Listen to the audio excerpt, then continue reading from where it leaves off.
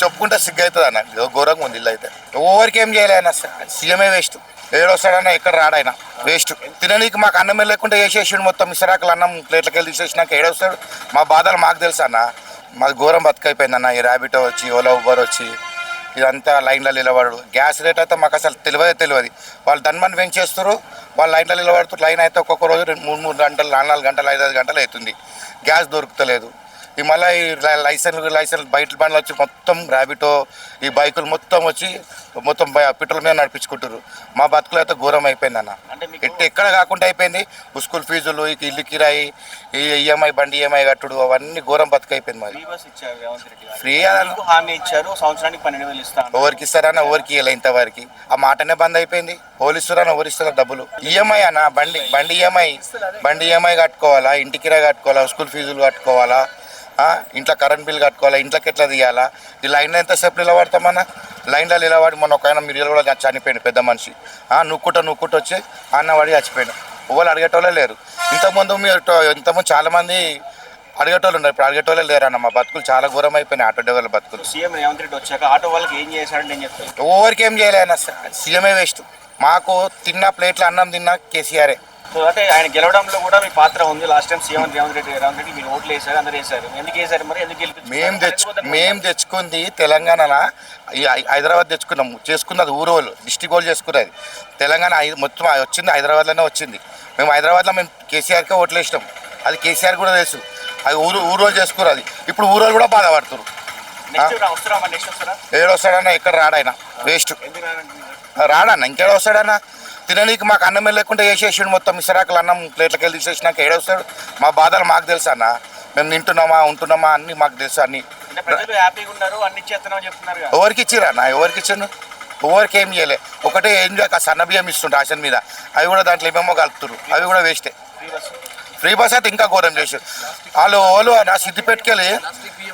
సిద్దిపేటకెళ్ళి ఇక్కడ నుంచి 20 మంది వచ్చారు ఇక్కడ సికింద్రాబాద్లో చీరలు కొనుక్కోనికి వాళ్ళు గుట్టల పొండి యాత్రల పొండి ఇప్పుడు హాలిడేస్ వచ్చినాయి తిరుగుతూనే ఉన్నారు వస్తూనే ఉన్నారు పోతూనే ఉన్నారు ఆటో కావాలమ్మా అంటే మా కొడుకు బుక్ చేసిండు మా బిడ్డ బుక్ చేసింది మాకు ఆటో వద్దా అంటూ అడిగితే ఆటో కావాలంటే మళ్ళీ మాకెందుకు ఆ ఆటో మాకు బస్సులో ఫ్రీ ఆధార్ కార్డు లైసెన్స్ అయిపోయింది కేసీఆర్ ఉన్నప్పుడు సూపర్ ఉండే ఆయన తినొచ్చు ఏమో తప్పు చేసిండొచ్చు కానీ మా కేసీఆర్ అయితే మంచిగానే చేసిండు ఆడపిల్లలకు పెళ్లికి పైసలు ఓళ్ళు ఇచ్చిరానా ఓరియల్ కళ్యాణ లక్ష్మి తెచ్చింది ఆయన్నే హ్యాండిక్యాప్లకు తెచ్చింది ఆయన్నే అన్నీ తెచ్చింది ఆయన్నే ఇక దాని తోక పట్టుకొని వీళ్ళంతా ఇది చేస్తుంది దాన్ని పట్టుకొని చేస్తుంది ఏడొచ్చినాయని అన్నీ ఆపేసారు ఎవరికి ఇచ్చారు చేసుకుని ఇల్లు కూడా ఓట్పించుకోండి పాపం అది ఏమి ఇచ్చినా ఏం చేసినా మా బాధలు అయితే బాధ ఉంటాయి మనుషుల అది కేసీఆర్దే అంతా దాని పైసలు ఇప్పుడు మాకు బండి నూక్కోవాలా లేకపోతే ఆయిల్ పెట్రోల్ పోసుకోవాలా 62 రూపాయలు ఉండేది ఒకటేసారి 125 రూపాయలు చేసేసిండు ఎట్లా అన్నది మేము అందులో లైన్లో నిలబడి నొక్కుంటా బండి ముంగట్టుకొచ్చే వరకే గ్యాస్ అయిపోతుంది అది కంటికి కనిపించదు కదన్న గ్యాస్ అనేది కంటికి కనిపించదు ఇప్పుడు మనం పెట్రోల్ తీసుకున్నామంటారు అది కంటికి కనిపిస్తుంది గ్యాస్ కంటికి కనిపిస్తుందా పోసుకున్నామా రీడింగ్ చూసుకున్నామా గతం వచ్చేసినామా ఏం చేసినా ఏం లేదు ఇప్పుడు మొన్న ఇక్కడ లొల్లు అయింది తీసుకొచ్చి బిల్లు చూపిస్తుండే ఆయన మాకు బిల్లు ఉంది బాగు పోలీస్ కంప్లైంట్ ఇచ్చినాం మేము బిల్లు వచ్చింది బిల్లు మీరు పోసుకోరు లేకపోతే లేదు 125 లీటర్ అది అందులో పోస్తుండే 100 రూపాయలు 500కి 5 లీటర్లు వస్తుంది అది ఎక్కడ దింపాలో ఏం చేయాలో మాకే అర్థమవుతుంది చాలా అంటే మాకైతే ఆటో కానీ పోలీసు వాళ్ళు అయితే మా దగ్గరికి వస్తలేరు సార్ వాళ్ళ ఒకటైతే గ్రేట్ ఫోటోలు అయితే కొడుతురు ఇబ్బంది అయితే పెడతలేరు కాకపోతే ఏంటంటే ఫోటోలు కూడా కొడుతురు చాలా అయితే